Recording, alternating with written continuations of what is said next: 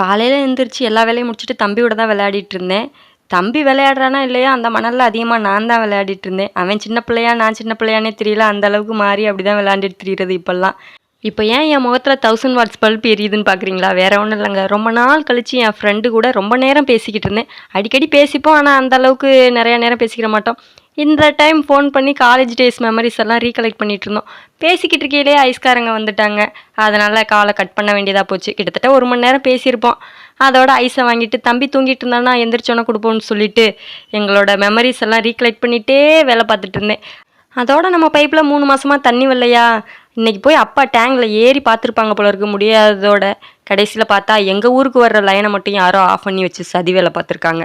அது யாருன்னு தெரியல. அதோட அப்பா அதை மட்டும் ஆன் பண்ணி வச்சுட்டு வந்த டயரில் படுத்துட்டாங்க. சரின்னு நம்ம தம்பி தூங்குறதோட பால் டப்பாவெல்லாம் அலசி வச்சிட்டோம்னா தம்பி எந்திரிச்சதோட பால் ஊற்றி கொடுக்க கரெக்டாக இருக்கும். அவ்வளோதான். வீடியோ பிடிச்சிருந்தா லைக் பண்ணிக்கோங்க. பாய்.